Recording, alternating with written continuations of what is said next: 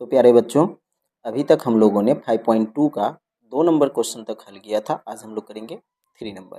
इसमें क्या करना है, निम्नलिखित समांतर श्रेणियों में रिक्त खानों के पदों को ज्ञात करना है। यानी कि इसमें जो ये बॉक्सेस खाली है ना, इसके जगह पे कौन सा नंबर आएगा ये हमको पता करना है। और इसमें टोटल 5 क्वेश्चन है। आज हम ये पाँचों क्वेश्चन हल करेंगे और वो भी बहुत ही आसान तरीक़ों से। तो आप सब जो है वीडियो शुरू करते हैं।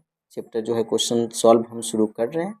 इससे पहले आप चैनल को सब्सक्राइब कर लीजिए, बेल आइकन को हिट कर लीजिए और ऑल सेलेक्ट कर लीजिए, ताकि जो भी वीडियो का नोटिफिकेशन हो सबसे पहले आप तक पहुंचे। और वीडियो को अपने दोस्तों तक शेयर भी कर दीजिए, ताकि वो भी मैथ आसानी से पढ़ सके और समझ सके। ठीक है, तो चलिए हम लोग सॉल्व करेंगे पहला नंबर क्वेश्चन।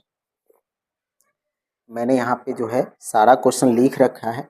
क्वेश्चन मैं सॉल्व करने से पहले इसके थोड़े से जो है स्ट्रक्चर पर ध्यान दूंगा कि हम इसे सॉल्व कैसे करेंगे। मेन बेसिक चीज़ें जो है इसकी वो मैं आपको समझाता हूँ। कोई भी जो पद होता है वो क्या होता है, ए प्लस डी, ए प्लस 2d, ए प्लस 3d, इस तरीके से जो है हमारा पद बढ़ता है। ये सब पद एक दूसरे से, ये पद जो है ए प्लस डी, ये पहला पद होता है, ये दूसरा, ये तीसरा, ये चौथा पद होता है। तो इस तरीके से हम पद जो निकालते हैं तो ये कैसे वर्क करता है ये पहले समझ लीजिए। कि अगर जैसे हमें 4 पद ज्ञात करने हैं, पहला पद अगर हमको पता होता है तो उसमें हम डी ज्ञात जोड़ देते हैं।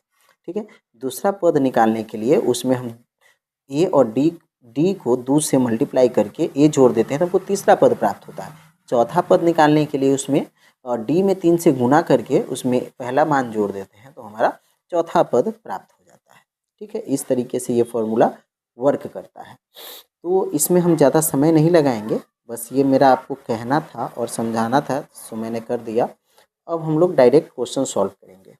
जैसे कि पहला क्वेश्चन, पहले क्वेश्चन पे आप गौर करेंगे तो इसमें हमको पहला पद पता है, दूसरा नहीं पता है और तीसरा पता है। ठीक है ना, तो इसको हम कैसे सॉल्व करेंगे।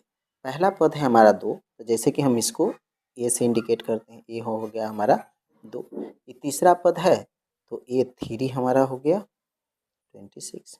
ठीक है, तो इसी से हमको डी का मान निकलेगा। कैसे, जैसे कि फॉर्मूला क्या होता है, A N is equal to A plus N minus 1 D.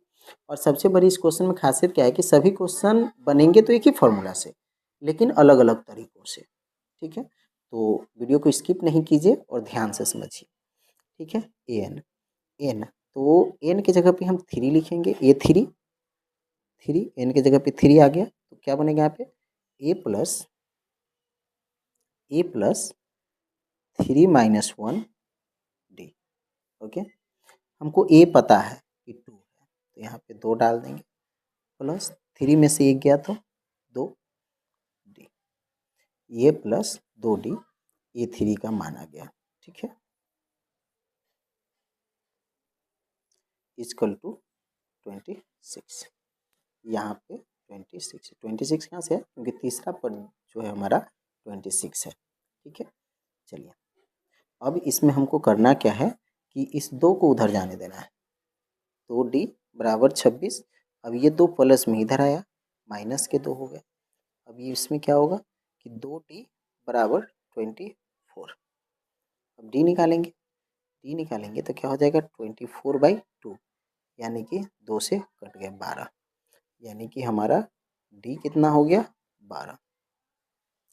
किसी भी क्वेश्चन में अगर आपको ए पता हो और डी पता हो तो आप कोई भी क्वेश्चन बना सकते हैं।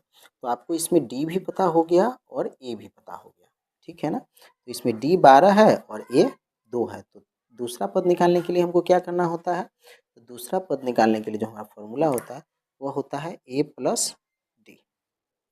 ठीक है ना, दूसरा पद निकालने के लिए ए प्लस डी होता है, यानी कि हमारा ए कितना है 2, डी कितना आया 12, 12 2 14, यानी कि दूसरा पद हो गया हमारा 14। ये हो गया आंसर, यानी कि इस बॉक्स में आप करेंगे 14। ओके, आई होप इसका पहला क्वेश्चन आपको समझ में आ गया। तो हम यहाँ पे डाल देते हैं 14। ठीक है, क्लियर। चलिए अब हम सॉल्व करेंगे इसका क्वेश्चन नंबर 2।